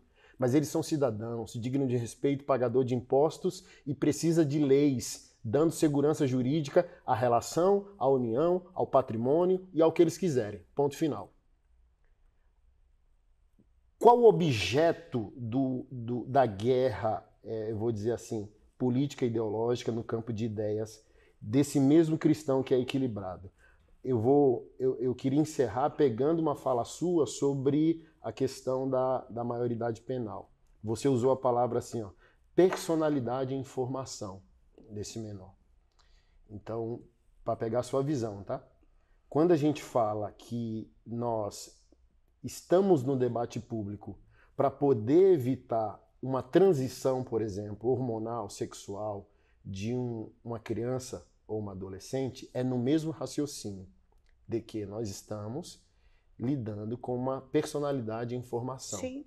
Que uma decisão aos 8 anos, aos 10, pode estar sendo administrada... Você conhece alguém? Com arrependimento, vamos chegar lá. Aos 20, aos 25, aos 30 e tal. Então, assim, ó, às vezes, quando as pessoas... Pastor, explica seu ponto de vista. É o seguinte, nós podemos punir criminalmente uma criança aos 12? Não. Eu tô fundamentado no mesmo raciocínio. Por quê? Você vai dizer, olha, uma criança com 12, ela é inimputável por causa da formação de sua personalidade. Sim. Aí eu pergunto assim, como a gente pode defender a tese que uma criança com 8 anos, ela pode transicionar sexualmente num processo cognitivo extremamente complexo, que ela pode estar arrependida aos 20. Como que a gente pode autorizar socialmente, politicamente, ideologicamente uma coisa e eu dou esse exemplo, né? Assim como a gente protege uma criança que comete um ato infracional aos 12, o menino estava aqui. Hoje a gente teve formação deu certificado de barbeiro para as crianças. Eu falei para você, né? Ó, não dá pra gente reunir. O sonho dele é terminar a barbearia, né? O pastor Anderson pede aí auxílio, pede um Pix. A barbearia, o prédio dele é incrível, os projetos sociais são incríveis. Ele tem ali, ele tá iniciando, tem 2 cadeiras, os meninos me mostraram ali os equipamentos, ele tá fazendo uma oficina, né, pastor Anderson, profissionalizante para o pessoal fazer barbeiro. Se você se interessar, ajuda aqui o projeto social do pastor Anderson, que, cara, é incrível. Geama, Unis e Unires, que são instituições que hoje representam o antigo CAGE, estão trabalhando com a gente na ressocialização desses jovens que cometeram ato infracional. Aspas, crime se fosse um adulto. Não pode ser reeducação, né? Eles são... a ressocialização do menor de 18 anos ela é muito debatida criminologicamente e sociologicamente, porque você não ressocializa quem não foi socializado. Ok. Tudo bem? Uhum. Então, assim, vamos dizer assim, é medida socioeducativa. Então, até esse parâmetro, assim, cara, é incrível. Eu já participei de um projeto na Defensoria, na época que eu ocupava um cargo de assessoria lá. A gente, na época, a Defensoria Pública do Distrito Federal tinha os adolescentes em conflito com a lei, que era o nome do projeto. Eles trabalhavam com a gente, tirava xerox, carregava o processo. Foi incrível, era incrível. Eu sei que a Defensoria acolhe até hoje essas pessoas que cumprem prestação de serviço à comunidade. E, assim, é um divisor de água, sabe, pastor Anderson? Eu vi, assim, meninos que realmente não tinham rumo e hoje eu conheço 2 advogados. Só falta oportunidade. Só. Mas deixa eu ir lá, concluindo, na reunião com os ministros do Lula. O que poderia apaziguar? Coloquei todas essas informações para chegar a esse papo com eles. Olha, a esquerda ela está usando o SUS para pagar a passagem de ida para um transexual. Transicione. E a gente está usando o SUS, dinheiro do imposto pago do cidadão, para dizer pode ir. Mas se esse mesmo trans, depois de transicionado e tendo esse fomento de transição pelo SUS, Sistema Único de Saúde, se ele continuar em sofrimento psíquico, a mesma esquerda que propôs pagar a passagem de ida não está pagando a passagem de volta. Pelo contrário, trata-o como um traidor. Porque é isso aqui. Voltando ao que eu falei no aborto, também eu falo sobre a questão da teoria queer. É complexo, cara. Disforia de gênero é complexo, entendeu? Tipo assim, eu não vou julgar uma pessoa que diz, olha, com 10 anos de idade, eu sou trans. Não, eu tenho que amparar ela e dizer, eu tô aqui do teu lado, entendeu? A decisão é tua, mas eu tô aqui. Então, por exemplo, se essa pessoa transicionei, essa pessoa continua em sofrimento, aí existem pessoas só no campo da ideologia que vai dizer, então você é o nosso traidor. Então, por exemplo, tem projetos de lei a nível distrital, já foi apresentado, e a nível federal, para criminalizar esse arrependimento. Aí eu falo bem assim, que desumanidade. Então eu propus para os ministros do Lula, olha, se for usar o SUS para pagar a passagem de ida, tem que usar o SUS para pagar a passagem de volta. Se essa pessoa continuar dizendo, eu ainda estou em descoberta e eu acho que não é mais isso, é aquilo, a gente vai continuar usando o SUS para acompanhar a jornada dessa pessoa? Então, assim como eu citei o exemplo do aborto, assim como eu citei o exemplo da laicidade do Estado na educação pública, eu também, na minha poesia, cara, se você não vai até o fim nesses processos, do tipo assim, ó, tira esse processo da mão do Estado, do tipo assim, ó, vamos gerar uma sociedade cidadã, compassiva, para entender todas as nuances da complexidade humana. Porque do tipo assim, ó, onde entra a maldade, para mim? Como eu disse, autorizar ou proibir, baseado em religiosidade, a vida do ser humano, entendeu? Então quem está dizendo faça, ou quem está dizendo não faça, no final das contas não vai, tipo, e aí, como que você tá? É do tipo assim, ó, Carl Jung... Precisa de uma verdura. Carl Jung diz assim, ó, diante de uma alma humana, seja apenas uma outra alma humana. Sim. E aí, qual é o seu nome? Meu é Marília. Pra onde e você o tá seu? indo e tal, não sei o quê. Ninguém isso. faz isso. Aí a gente quer pegar a religiosidade, transformar em projeto de lei para dizer, agora você é obrigado ao que eu acho que é certo, sabe?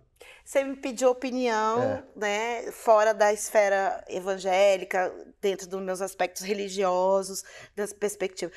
Eu acho que ficou muito claro, passou na nossa conversa, que o Sistema Único de Saúde é nosso, é meu, é teu, de nós. Assim, durante a pandemia, a forma com que a gente conseguiu, mesmo diante daquele atraso, que eu não vou entrar nesse mérito, a gente conseguiu disseminar a vacina muito rápido. A gente conseguiu entregar essa vacina para a população de forma muito rápida, tanto é, né? Enfim, assim, é um sistema, você vai em outros países, você não tem essa proteção de saúde, essa segurança que nós temos aqui no Sistema Único de Saúde. E por pior que a gente ainda acha que é ruim, o SUS é ruim. Não, em outros países não existe isso. Né? É um sistema totalmente privatizado e aqui o SUS é brasileiro, é meu, é seu, é de quem recolhe imposto, é de quem está aqui, né? Estrangeiro que está aqui. É brasileiro, é do ser humano. E nesse mesmo aspecto que você falou assim, vamos mudar um pouquinho o enfoque do trans, vamos pensar, vamos assim, do gordinho. Eu sou gordinha, eu fiz uma bariátrica, e aí nessa bariátrica eu não consegui, e aí eu tenho que fazer o acompanhamento psicológico para pensar como magrinha ou gordinho, mas eu continuo gordinho, ou seja, eu fico naquela autoidentificação. Né? Eu não sou gordofóbica, muito pelo contrário, eu acredito que a pessoa tem que fazer o que quiser, estando bem de saúde, ela pode comer ovo, pode comer o que quiser, né, dentro dessa perspectiva, desde que ela saiba das consequências, enfim, que ela se cuide como física e psicologicamente. Então, dentro desse tratamento dessa pessoa que está se autoconhecendo, que está se autodeterminando, autodeterminação, autonomia, né? Se conhecendo e conseguindo exercer de forma plena o seu ser e a sua cidadania. Não tem problema nenhum, a gente tem que acolher o ser humano, né? Então, assim, eu fiz a transição, voltando à sua pergunta, agora eu quero desfazer, agora eu quero fazer de novo, eu preciso acolher enquanto ele estiver vivo, enquanto ele for um ser humano vivo, ele precisa de acolhimento. E aí, do amparo estatal e social. Total. Se a gente tem dentro desse Sistema Único de Saúde que é a história do mínimo existencial, o judiciário fala muito bem disso, quando ele vai deferir ou indeferir aqueles medicamentos de alto custo, ele fala assim, o mínimo existencial e o princípio da individualidade, como é que ele faz essa balança? Eu preciso pensar naquele valor, quantas pessoas são dentro do Sistema Único de Saúde, são beneficiadas com esse valor para beneficiar só uma, mas todo juiz que autoriza um remédio de alto custo para aquele paciente, ele está dizendo, todos nós, os 212 milhões de brasileiros, nós vamos pagar para aquela Ana, para aquele João, para aquele ser humano que é brasileiro, que está aqui, nos importamos com você. Nós nos importamos e nós vamos pagar para ele. Legal. Então, tem que ser esse equilíbrio. E esse é o pensamento que tem que ser em todos os lugares, Anderson. É igual a Previdência, o INSS, que é solidário, é colaborativo, todo mundo joga o dinheiro lá no fundo, e aí, claro, que tem que ter responsabilidade de gestão mesmo, responsabilidade criminal para administrar o INSS, o FGTS ou qualquer fundo de forma participativa, associativa, ou seja, solidária. Porque um dia eu vou tirar o meu. Eu vou construir. Aí daqui a pouco você... não, mas aí você usou para outra coisa. Não, mas aí tá errado. Você não tá cumprindo as regras. Então, quando a gente vive, e eu sou muito dessa, sabe? Eu acho que você como líder espiritual também, a gente sabe que dentro da nossa participação social, a gente, além de nós, a gente tem o outro. E isso, Anderson, pouco se fala. Acho que já, até para a gente encerrar esse podcast, que nem sei, a gente está aqui há 3 horas falando. Muito se fala em direitos humanos, que são para todos. Mas os deveres humanos, que está lá na Convenção, também. Eita. Eu preciso exercer o meu dever de respeitar o outro. Eita. Porque enquanto eu não estiver exercendo o meu dever de respeitar o outro, eu não tenho direito de ser respeitado. Então, a lógica é diferente. Eu tenho o dever de respeitar para ser respeitado. É isso Então, aí. o meu pensamento... Agora, a Convenção de Direitos, né, Interamericana, ela é uma convenção pós-guerra, onde você tinha que dizer, não, o direito vem antes do dever. Mas se você para e vê em qualquer situação equilibrada, é aquela história, como é que você vai cobrar o certo se você não é o certo? Tome. Se você não é certo. Olha aí. Como é que você vai cobrar a justiça se você incentiva a injustiça?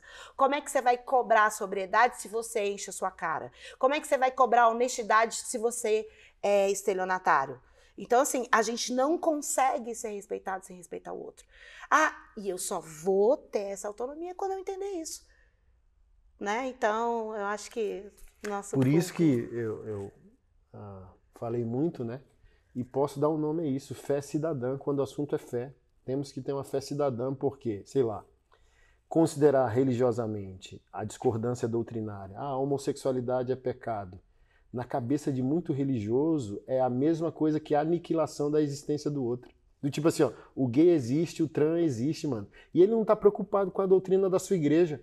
Então, do tipo assim, ó, que horas que a sua religião vai ensinar a respeito? Porque, por exemplo, é da sua conta quando ele entrar na porta do seu templo, do seu terreiro, e perguntar, o que a sua doutrina diz sobre minha sexualidade? Aí você explica. Mas fora desse arraial, ninguém te perguntou nada, mano. É pra dentro da porta da minha casa. Foi que nem eu te falei. Entendeu? Eu vou acessar e deixar acessar, entrar e permanecer a minha casa, aquele que eu quiser. Pronto. Eu vou estar ali coadunando, profetizando a minha fé, a minha crença, os meus dogmas, com quem está ali em conformidade com eles. Pronto. Não existe isso, sabe? Por isso que eu deixo, às vezes, alguns evangélicos em crise, do tipo assim, caramba, mano, você é louco, velho. Você tá dizendo que chorou a morte do Paulo Gustavo. Mano, a existência dele é exterior à minha fé. Ele não perguntou nada, mas eu tô admirando ele como pessoa, filho, cidadão, Sim. artista. Aí do tipo assim, ó, na radicalidade, a pessoa não entende e não compreende, não respeita o belo no outro. Como se o que não é igual a você ou não está dentro dos seus dogmas e crenças não existe, é um borrão. Eu anulo a sua existência. Então, do tipo assim, ó, vamos lá. Não, agora quando anula, até tudo bem, pastor. Quando anula, tudo bem. Então, você não vai fazer nada em relação a mim. Agora, quando avilta, quando agride... Não, mas o que eu tô falando de anula é justamente... a maldade. É a maldade. Né? Do tipo assim, ó... O outro existe. E agora? Tipo, vamos botar numa polarização. Do tipo assim, ó, o outro existe. E agora, dentro do seu espectro religioso, político ou ideológico, você está se comportando como se você quisesse aniquilar a pessoa. Sim. Então, do tipo assim, ó, só é o bom outro quem parece comigo. existe. Então, por exemplo, se o seu dogma, a sua religião e a sua doutrina se tornasse norma social, juridicamente falando, o que você vai fazer com as pessoas que existem fora do seu dogma? Fazer um paredão e executar? Você vai ser um Hitler 2? Entendeu? É isso? Sim. Sabe? Então, assim, cara, o meu sonho é ver um país com fé cidadã. Totalmente laico, dizendo, ó, as escolhas estão fora do Estado, a gente vai controlar o mínimo possível. É isso aí. E cada um que tenha sua consciência, que vá para o seu pecado, para a sua aniquilação de fé, de jato, de helicóptero, de barco, o que for, escolha seu caminho, porque aí é um problema teu, não é meu, né? Ah, eu adorei. Aquela gente, eu acho que, sei lá, tem 1 milhão de horas, parece que foram 5 minutos. Muito bom. A gente não brigou, tá vendo? Muito bom, tá bom? Gente, eu nunca tive o nome é Tretas e Diálogos. Eu sempre tive diálogos até hoje, não foi? Nunca teve treta, eu Graças achando a Deus. que o yin e o yang aqui... A minha treta, ela é só visual. As pessoas pegam meu tom de voz nas redes sociais e falam, que cara grosseiro. Mas quando as pessoas me conhecem... Seu tom de voz grosseiro. É porque algumas situações polêmicas, sei lá, estou enfrentando uma situação de abuso na igreja. Às vezes eu perco o tom. Não, mas aí... Mas as pessoas não levam em conta o motivo. Às vezes Não, ela mas quer... não tem motivo. Agora, como sou advogada, eu vou falar que tem o devido processo legal, que você não vai mais opinar, porque quem tem que fazer isso é a justiça, porque a gente tem que parar com essa história de Instagram, de querer aviltar a reputação dos outros, porque não volta mais, sabe, Pode Anderson? É claro que é bom demais você disseminar coisas importantes. Por exemplo, eu estava conversando isso com a minha amiga, com a Ana Paula, aquela menina que falou que ia fazer eutanásia, que fez a vaquinha porque estava com uma dor insuportável, aí o médico foi lá e viu, e falou, não, vem aqui no meu hospital, aqui no Brasil, vem aqui no meu hospital, porque eu vou implantar um chip em você, e agora ela está controlando a dor por Bluetooth, ou seja, olha que incrível, você fala assim, eu não aguento mais, eu vou me matar, e isso é incrível. Agora, você chega e fala assim, aquilo está acontecendo, aquela pessoa é isso, aquela pessoa é outra, e no final você aniquila a pessoa, é exatamente o que você falou, não, gente. É a mesma coisa que queimar bruxa em praça pública. Não, pelo amor de Deus. A gente tem ali as regras dentro daquilo que a gente combinou na Constituição. Qual é o seu Instagram, mulher? Bota aqui embaixo da tela, Marília Brambila, Instagram. @Marília Brambila. Gente, queria agradecer e falar, meu nome é Marília Gabriela por causa da apresentadora. Sim, meu pai era apaixonado por ela, né? E falar que esse mês de agosto agora, não sei se vai ao ar em agosto, é o Lilás Agosto, em que nós estamos numa campanha nacional de conscientização e enfrentamento e combate à violência doméstica contra a mulher e violências contra a mulher. Né? Então, pensa sempre assim, não vou fazer com o outro o que eu não quero que faça com você. Independente de que você seja homem, mulher, quer que te chame, te xingue, quer que te avilte, quer que te retire seu patrimônio, ninguém quer. Então, assim, e outra, o agressor também não é feliz. Né? Então, quem vive brigando, quem vive de treta, também não é feliz. Cara, paz, vamos dar leveza, vamos se respeitar, vamos exercer o direito humano. Obrigado por esse momento, viu? Tamo junto. Tamo junto. Pessoal, grande abraço, obrigado por ficar conosco até agora e até o próximo episódio do nosso podcast Tretas e Diálogos. Deus abençoe.